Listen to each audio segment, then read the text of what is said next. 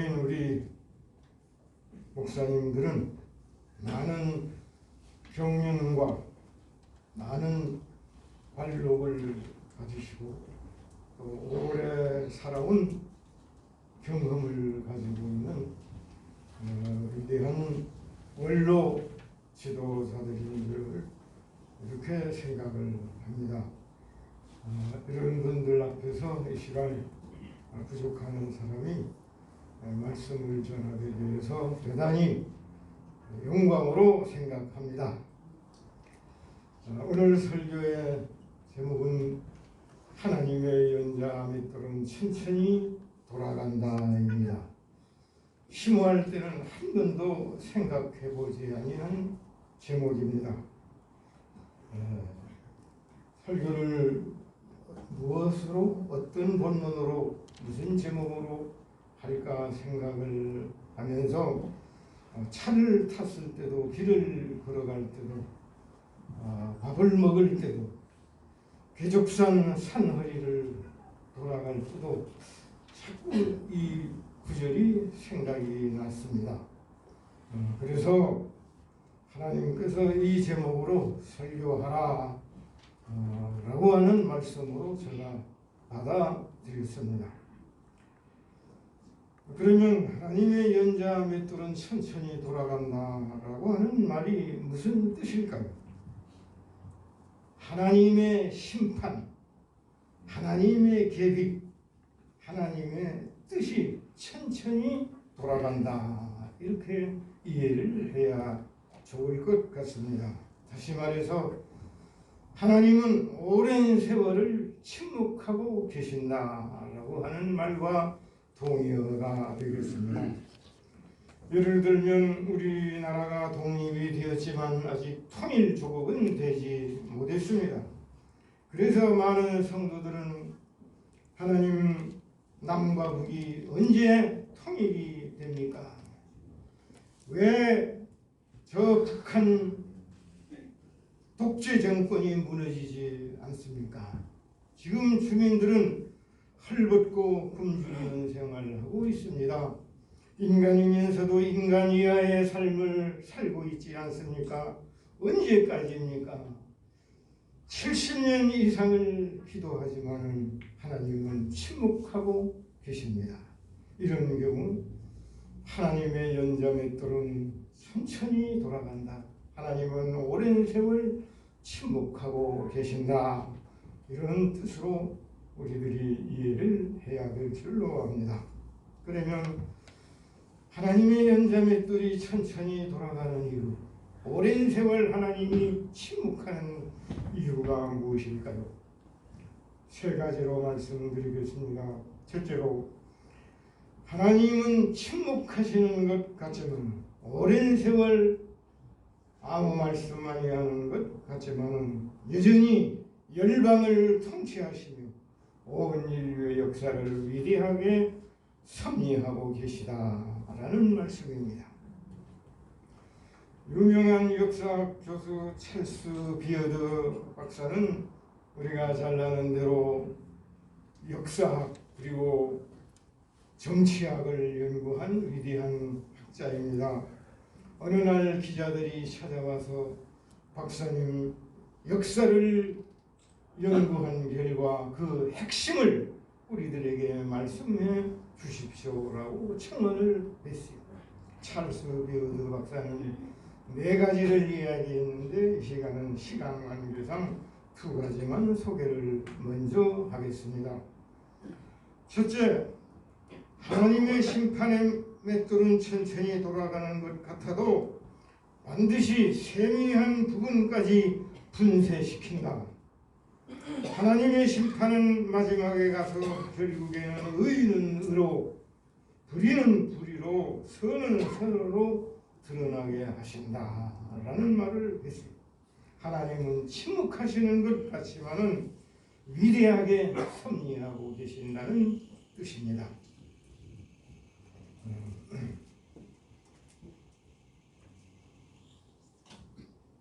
다음 두 번째로도 유명한 말을 남겼습니다. 꿀벌이 꽃에서 꿀을 빼앗아가는 것 같아도 그 꽃을 수정시켜 열매를 맺게 한다. 벌은 꽃이 만들어 놓은 꿀을 탈취해 가지만 벌이 꿀을 빼앗아가는 이러한 나쁜 행동을 하는 것 같지만 이 세상도 그러한 강도들, 도둑들이 많이 있다. 그러나 하나님은 그 중에서도 협력해서 선을 이루신다. 무슨 목회학 교수처럼 이 얘기를 했습니다. 하나님의 연자맷돌, 하나님의 물방아는 천천히 돌아가는 것 같지만은 열방을 통치하시며 이 세상을 위대하게 말씀대로 섭리하고 계신다라고 하는 이야기입니다. 그러면 지나간 역사를 통해서 우리 한번 생각을 해보겠습니다. 구약의 마지막 책 말라기 예언자 이후 신약의 세례 요한 출현까지를 우리가 잘 아는 대로 400년의 신구약 중간 시대라, 혹은 400년의 침묵 기간, 400년의暗묵 기간이다 라고 합니다. 과연 이 기간에 하나님은 아무것도 안 하셨을까? 하나님은 이 우주를 어떻게 섭리하셨을까요? 지난 기독신문에 이용범 목사, 산곡 제1교회 심우하는 목사님이십니다. 현직 교수도 아닌데 이 신구약 중간사와 또 근대 분동사를 깊이 연구해서 발표한 것을 읽어보았습니다. 저도 몰랐던 역사들을 많이 깨달았어요. 이 기간에 공자, 맹자, 순자, 노자, 장자, 한비자, 소크라테스, 아리스토텔레스 같은 걸출한 인물들이 이 기간에 태어났다는 것입니다. 기하그 대가 피타고라스, 역사의 아버지라고 하는 헤로도토스, 의학의 아버지라고 하는 히포크라테스 등이 역사에 등장하는 것이 바로 이 기간이었다라고 하는 것입니다. 이 덕분에 정치학, 윤리학, 기하학, 수학, 의학, 철학이 발달되었습니다. 만일 이 400년의 침묵기간이 없었다면 근대 문명도 현대 과학도 있을 수 없을 뻔했다는 것입니다. 그리고 이 기간에 우리 기독교에도 놀라운 변화가 일어났습니다.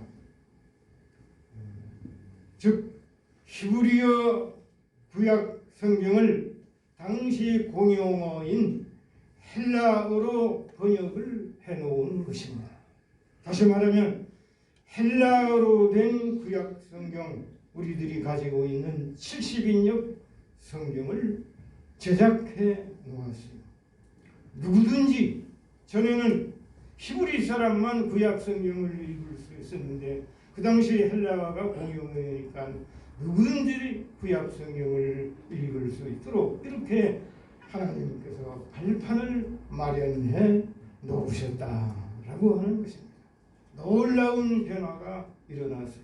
또 한 가지는 로마 강대국이 나라를 정복할 때마다 모든 도로는 로마로 통하도록 만들어 놓았어요. 이것은 바로 후일 사도들이 예수 그리스도의 복음을 효과 있게 빠르게 전할 수 있도록 또 하나님이 길을 닦아 놓았다라고 하는 것입니다.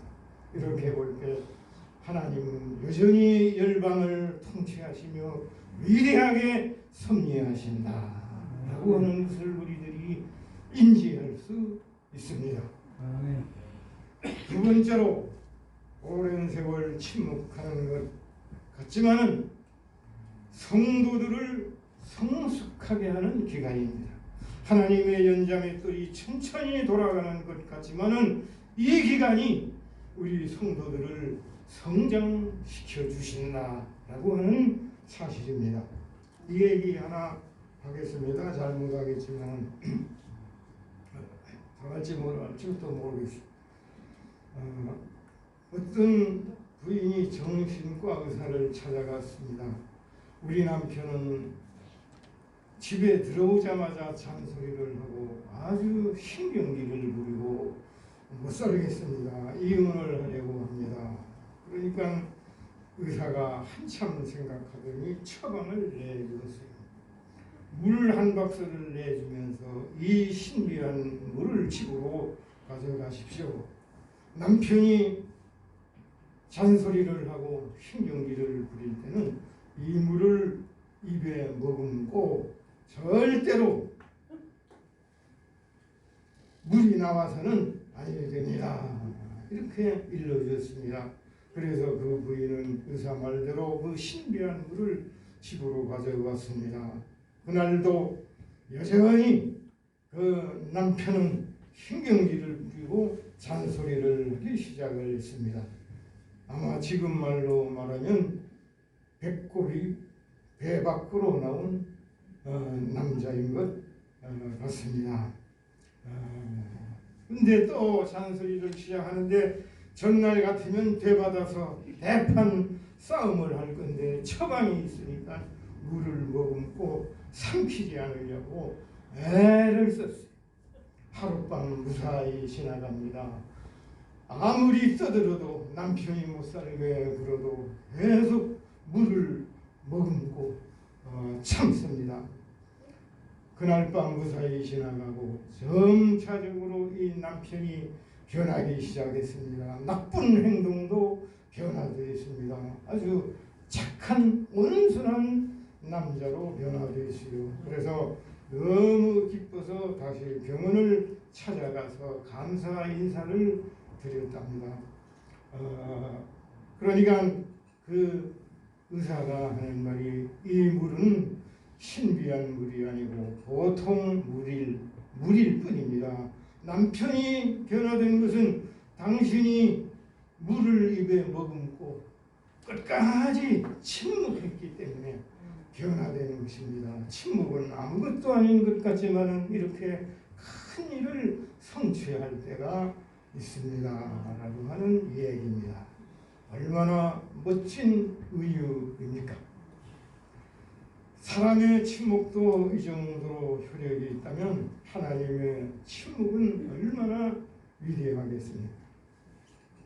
하나님의 연자맷돌은 천천히 돌아가는 것 같습니다.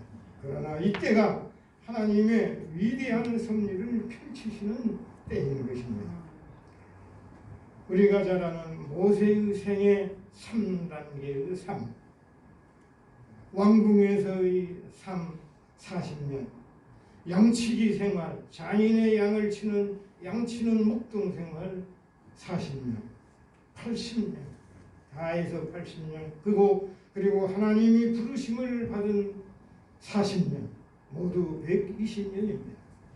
그런데 이 왕궁에서의 40년, 양치기 생활 40년, 이 기간에 하나님은 한 번도 모세에게 말씀하지 아니했습니다.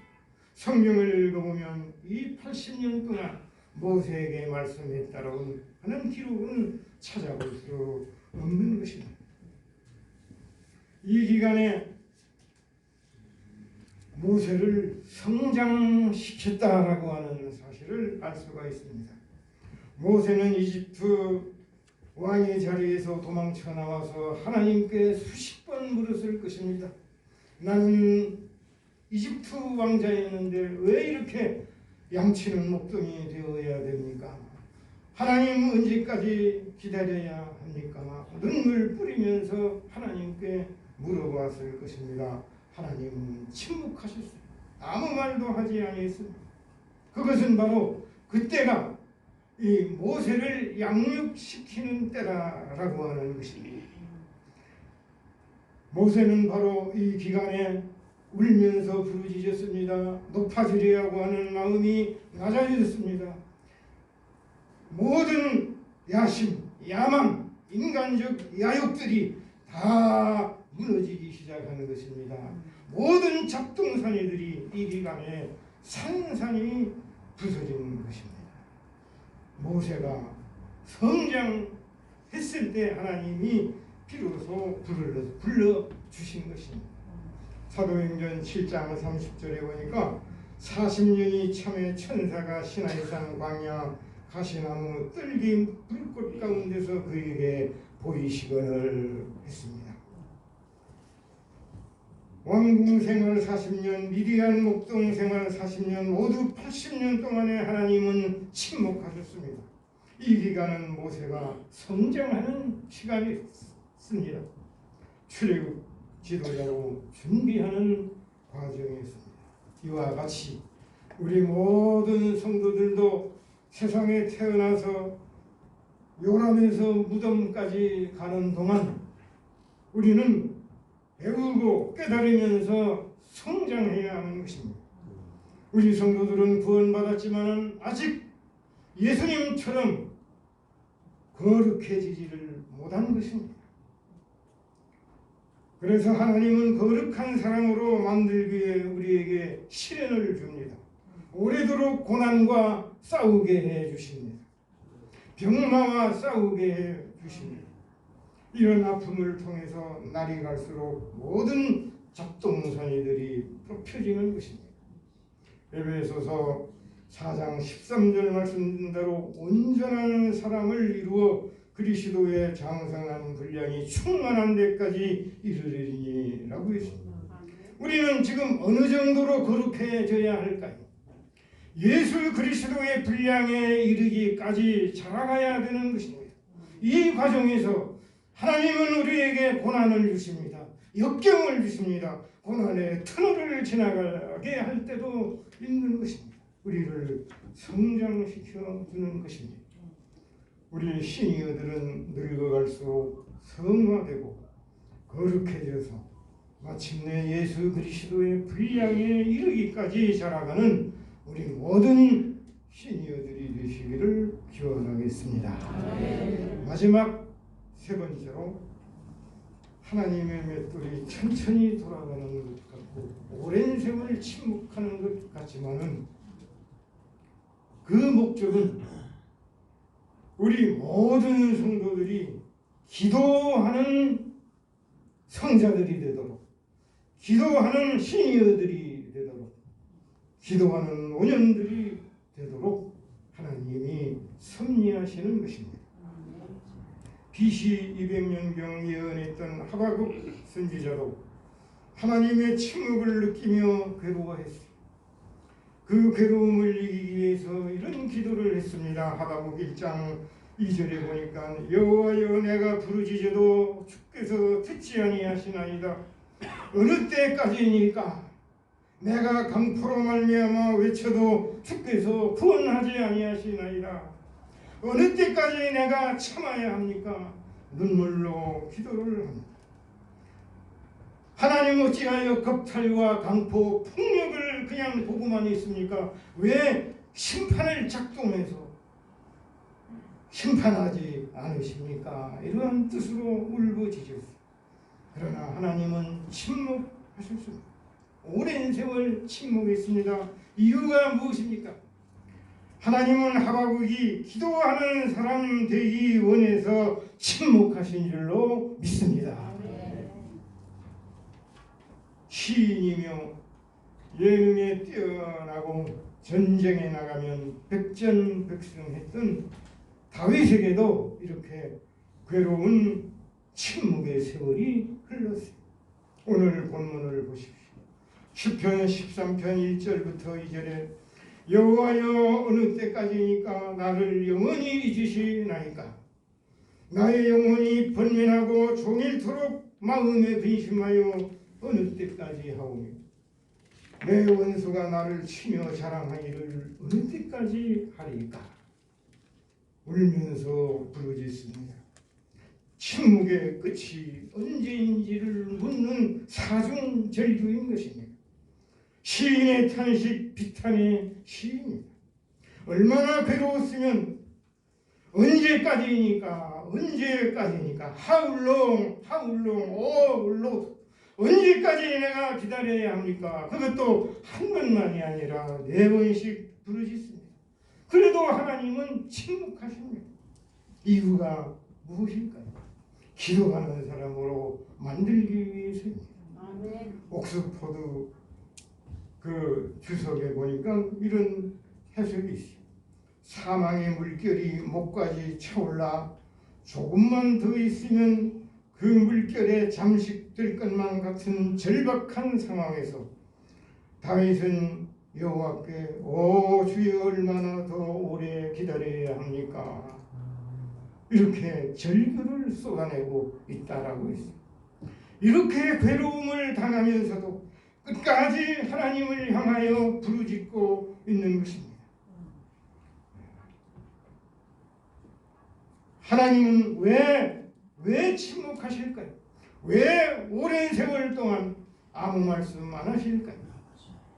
하나님은 기도하면서 더 기도하면서 기다리면서 또 기도하도록 기도하는 용사로 만들기 위해서 하나님은 아무 말씀 안 하셨다라고 하는 것입니다.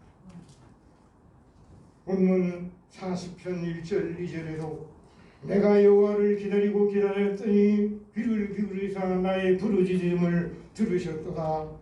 나를 기가 막힐 웅덩이와 수렁에서 끌어올려 주셨도다. 얼마나 오래도록 기다렸습니다. 내가 여호와를 기다리고 기다렸더니 다윗은 오랜 시간 기도해서 하나님의 응답을 받았습니다.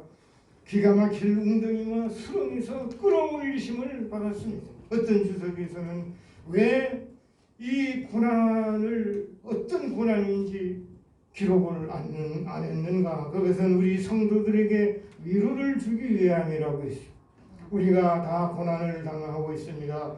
내가 당하는 고난은 아마 다윗도 이런 고난이겠지. 나와 다윗을 연관시키면서 우리가 위로받도록 하기 위함이라는 것입니다. 저의 이야기를 해서 미안합니다. 사도 바울도 나의 약한 것들을 자랑하노라라고 했습니다. 저의 약한 것을 자랑하려고 합니다. 저에게도 가시가 2개가 있어요.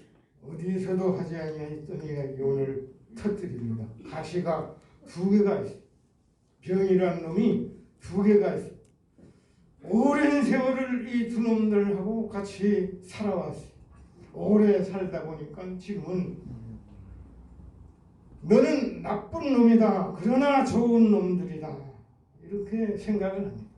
나의 육체를 괴롭히니까 분명히 나쁜 놈들입니다.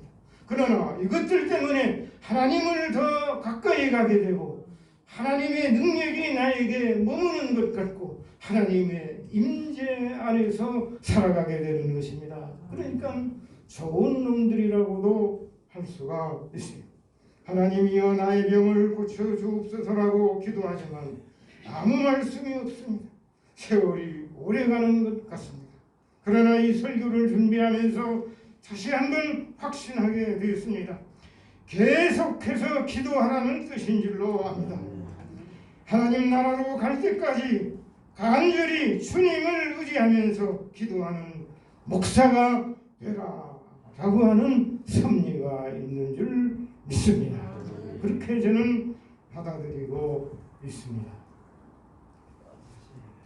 이 설교를 준비하는 기간에 어떤 지인으로부터 송명희 시인에 관한 문자를 받았습니다. 그는 태어나서 한의사의 실수로 전신뇌성마비 장애인이 되었어요. 장애인이지만 28권에 져서 찬양 작사는 200여 작품을 발표했습니다. 기독교 최우수 도서 저작상을 수상했어요. 지금은 많이 늙어서 활동을 못하고 시를 계속 쓰는데 그 마지막 한 구절이 저를 감동시켰어요.